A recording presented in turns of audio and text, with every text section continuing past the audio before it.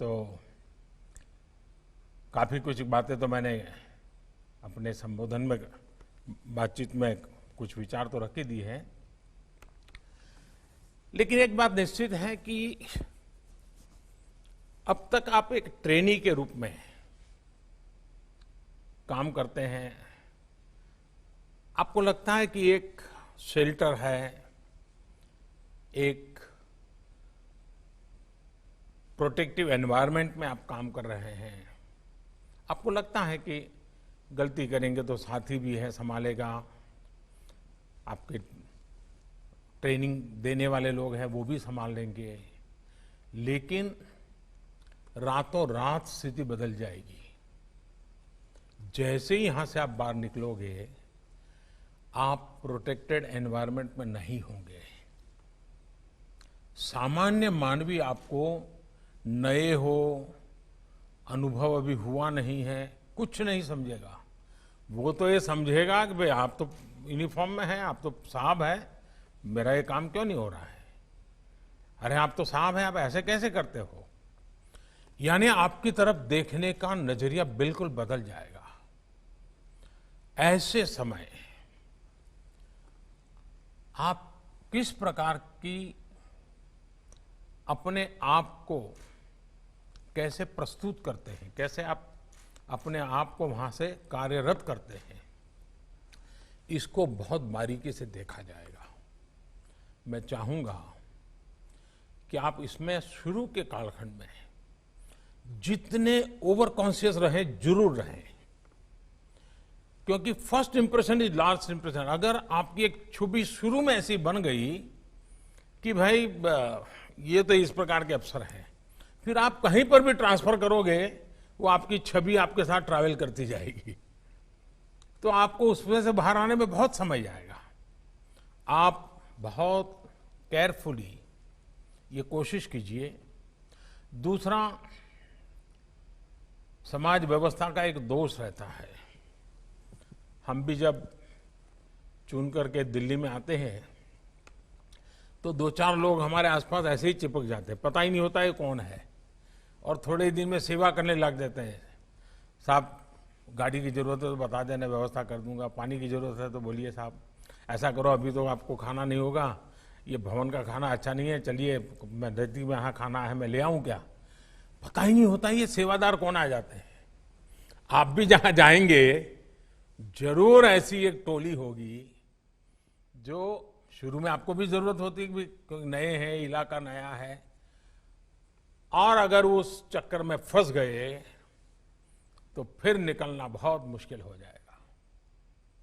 आप कष्ट हो शुरू में तो कष्ट, नया इलाका है तो नया इलाका, अपनी आंखों से, अपने कान से, अपने दिमाग से चीजों को समझने का प्रयास कीजिए। शुरू में हो सके तो अपने कान को फिल्टर लगा दीजिए।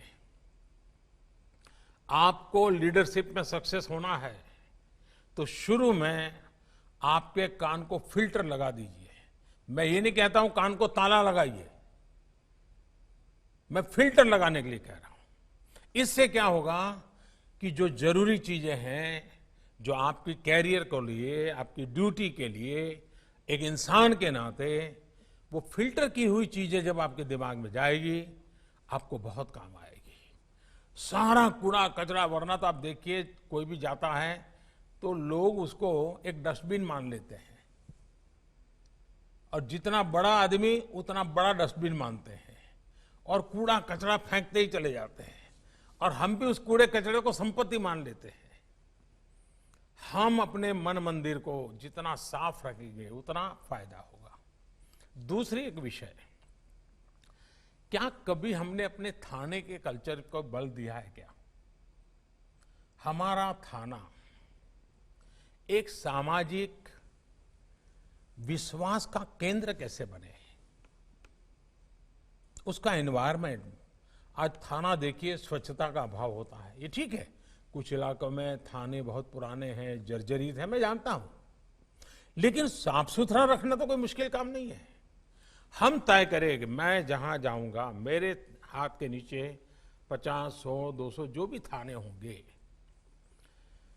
उसमें ये 12-15 चीजें मैं कागज पे तय करूंगा, ये बिल्कुल पक्का करके रहूंगा। व्यक्ति को मैं बदल पाऊं ना बदल पाऊं, मैं व्यवस्था को बदल सकता हूं, मैं एनवायरनमेंट को बदल सकता हूं। क्या आपकी प्रायोरिटी में ये चीज हो सके? और आप देखिए, फाइलें कैसे रखना, चीजें कैसे रखना, कोई आए तो कैसे बुलाना बिठाना, इन छोटी छोटी चीजों को आप कर लीजिए। कुछ पुलिस के लोग जब नए ड्यूटी पर जाता है तो उनको लगता है कि मेरा रौब पहले मैं दिखा दूं, लोगों को मैं डरा दूं, मैं लोगों में एक अपना हुक्म छोड़ दूं, और जो एंटी सोशल एलिमेंट हैं वो तो मेरा नाम से ही कांपने चाहिए। ये जो सिंघम वाली फिल्में देख करके जो बड़े बनते हैं, उनके लिए दिमाग में ही भर जाता है, और उसके कारण करने वाले काम छूट जाते हैं। आपके हाथ के नीचे अगर 100 लोग, 200 लोग हैं, 500 लोग हैं, उनमें क्वालिटेटिव चेंज कैसे आए, फिर एक अच्छी टीम कैसे बने, आपकी सोच के अनुसार अच्छा आप देखिए, आपको देखने का तरीका बदल जाएगा।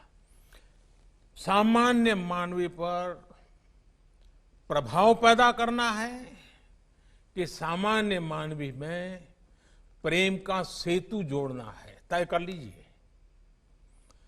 अगर आप प्रभाव पैदा करेंगे तो उसकी उम्र बहुत कम होती है, लेकिन प्रेम का सेतु जोड़ेंगे तो आप रिटायर्ड हो जाएंगे, तब भी जहां आपकी पहली ड्यूटी रही होगी वहां के लोग आपको याद करेंगे कि 20 साल पहले ऐसा एक नौजवान अफसर हमारे यहाँ आया था, भाषा तो नहीं जानता था, लेकिन जो उसका व्यवहार था लोगों के दिलों को जीत लिया था। आप एक बार जन सामान्य के दिल को जीत लेंगे, बदल जाएगा। एक पुलिसिंग में मान्यता है, मैं जब नया नया सीएम बना तो गुजरात में दिवाली के बाद नया साल होता है, तो हमारे यहाँ एक फंक्शन छोटा सा होता है जिसमें पुलिस के लोगों से दिवाली मिलन का कार्यक्रम होता है, और मुख्यमंत्री उसमें रेगुलर जाते हैं, मैं भी जाता हूं। जब मैं जाता था, पहले जो मुख्यमंत्री जाते थे वो जाकर के मंच पे बैठते थे और कुछ बोलते थे और शुभकामनाएं देके निकल जाते थे।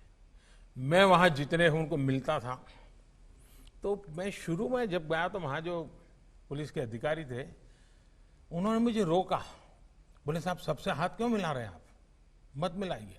अब उसमें कांस्टेबल भी होते थे, छोटे मोटे हर प्रकार के मुलाजिम होते, और करीब 100-150 का गैदरिंग होता था।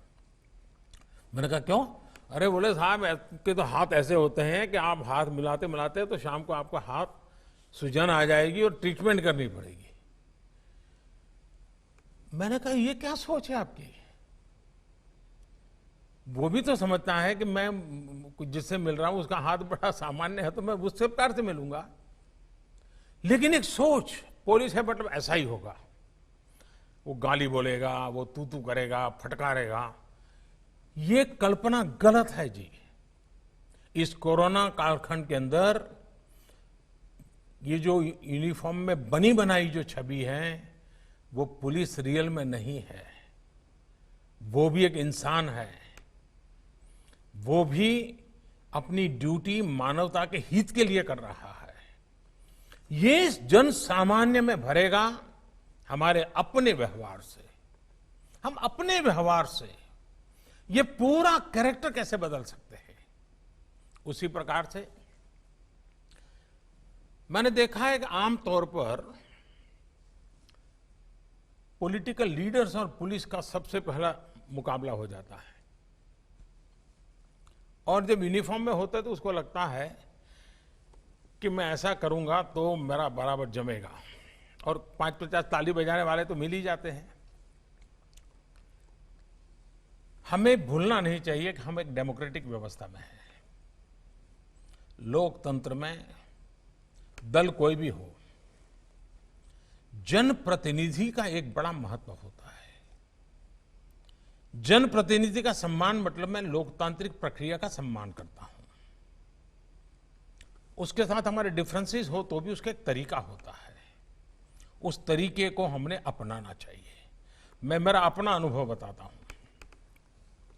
मैं जब नया नया मुख्यमंत्री बना तो ये जो आपको ट्रेनिंग दे रहे हैं ना अतुल, वो उस समय मुझे ट्रेनिंग दे रहे थे और मैं उनके अंडर में ट्रेन हुआ हूं, क्योंकि वो मेरे सिक्योरिटी इंचार्ज थे, सीएम सिक्योरिटी के। तो एक दिन क्या हुआ, मुझे ये पुलिस तामझाम, मुझे मेंटली मैं फिट नहीं होता हूं, मुझे बड़ा अटपटा लगता है, लेकिन मजबूरन मुझे उसमें रहना पड़ता था। और कभी कभी मैं कानून नियम तोड़ के कार से उतर जाता था, भीड़ में है तो लोगों से हाथ मिला लेता था।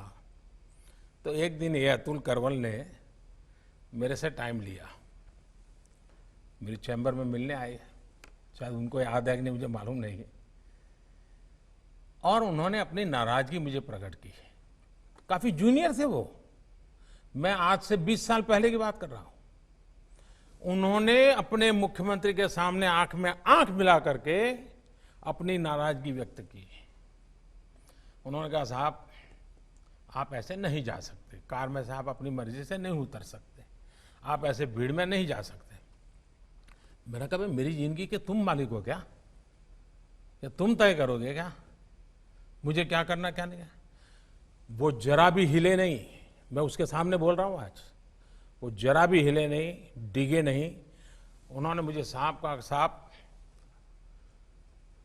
आप व्यक्तिगत नहीं हो, आप राज्य की संपत्ति हो और मेरी इस संपत्ति को संभालना जिम्मेवारी है। आपको नियमों का पालन करना होगा, ये मेरा आग्रह रहेगा और मैं नियमों का पालन करवाऊंगा। मैं कुछ नहीं बोला। लोकतंत्र का सम्मान भी था, जनप्रतिनिधि का सम्मान भी था, लेकिन अपनी ड्यूटी के संबंध में बहुत ही पोलाइट वर्ड में अपनी बात बताने का तरीका भी था। मेरे जीवन के वो बिल्कुल शुरुआती कालखंड थे मुख्यमंत्री के नाते।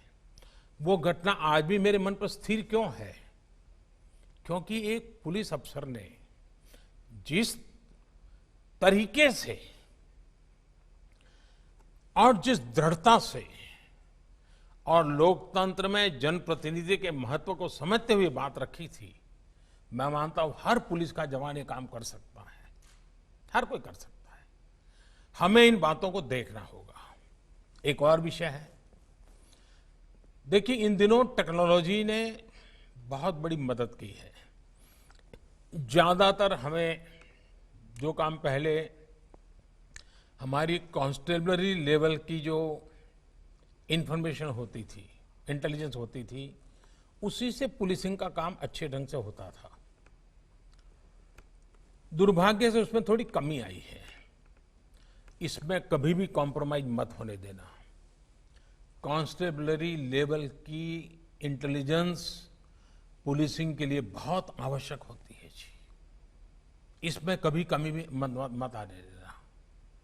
आपको अपने एसेट्स, अपने रिसोर्स, इसको जितना पनपा सकते हैं पनपा पर थाने के लोगों को बल देना चाहिए, उनको प्रोत्साहित करना चाहिए। लेकिन इन दिनों टेक्नोलॉजी इतनी बड़ी मात्रा में सरलता से उपलब्ध है, इन दिनों जितने भी क्राइम डिटेक्ट होते हैं उसमें टेक्नोलॉजी बहुत मदद कर रही है। चाहे सीसीटीवी कैमरा फुटेज हो, चाहे मोबाइल ट्रैकिंग हो, आपको बहुत बड़ी मदद करती है, अच्छी चीज है। लेकिन इन दिनों जितने पुलिस के लोग सस्पेंड होते हैं उसका कारण भी टेक्नोलॉजी है, क्योंकि वो कहीं बदतमीजी कर देते हैं, कुछ गुस्सा कर देते हैं, कहीं बैलेंस खो देते हैं, कभी आवश्यकता से अधिक कुछ कर देते हैं और दूर कोई वीडियो उतारता है, पता ही नहीं होता है। फिर वो वीडियो वायरल हो जाता है, फिर इतना बड़ा मीडिया का प्रेशर बन जाता है और वैसे भी पुलिस के खिलाफ बोलने के लिए ज्यादा लोग मिल ही जाते हैं। आखिरकार सिस्टम को उनको कुछ दिन के लिए तो सस्पेंड करना ही पड़ता है, पूरी कैरियर में धब्बा लग जाता है। जैसे टेक्नोलॉजी मदद कर रही है, टेक्नोलॉजी मुसीबत भी कर रही है और पुलिस को सबसे ज्यादा कर रही है। आपको ट्रेन करना होगा लोगों को, टेक्नोलॉजी का सकारात्मक अच्छे से अच्छा ज्यादा से ज्यादा उपयोग कैसे हो, इस पर बल देना चाहिए। और मैंने देखा कि आपकी इस पूरी बैच में टेक्नोलॉजी के बैकग्राउंड वाले लोग बहुत हैं। आज इंफॉर्मेशन की कमी नहीं है जी। आज इंफॉर्मेशन का एनालिसिस और उसमें से सही चीज निकालना, बिग डाटा और आर्टिफिशियल इंटेलिजेंस, सोशल मीडिया, ये चीजें अपने आप में आपके एक नए हथियार बन गए हैं। आपको अपनी टोली बनानी चाहिए, अपने साथ काम करने वाले लोग, उनको जोड़ना चाहिए। और आपको, और जरूरी नहीं है कि हर कोई बड़े टेक्नोलॉजी का एक्सपर्ट हो। मैं एक उदाहरण बताता हूं। जब मैं सीएम था तो मेरी सिक्योरिटी में एक कांस्टेबल था। कांस्टेबल या उससे थोड़ा ऊपर का होगा, मुझे याद नहीं है। भारत सरकार, यूपीए गवर्नमेंट थी, और एक ईमेल, वो ईमेल करेक्ट नहीं हो रहा था, और भारत सरकार के लिए चिंता का विषय था कि इस मामले में, तो ये चीजें अखबार में भी आई। मेरी टोली में एक सामान्य 12वीं कक्षा पढ़ा हुआ नौजवान था, उसने इसमें रुचि ली, और आप हैरान हो जाएंगे, उसने उसको क्रैक किया। और उस समय शायद गृह मंत्री चिदम्बरम जी, उन्होंने उसको बुलाया, उसको सर्टिफिकेट दिया। यानी कि कुछ ऐसे लोग होते हैं जिनके पास कुछ विधा होती है, हमें इनको ढूंढना चाहिए, इनका उपयोग करना चाहिए और उनको काम में लगाना चाहिए। अगर ये आप करते हैं तो आप देखिए, ये आपके नए शस्त्र बन जाएंगे, ये आपकी नई शक्ति बन जाएगी।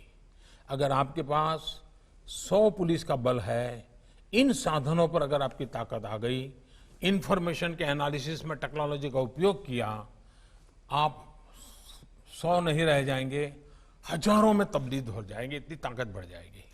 आप उस पर बल दीजिए।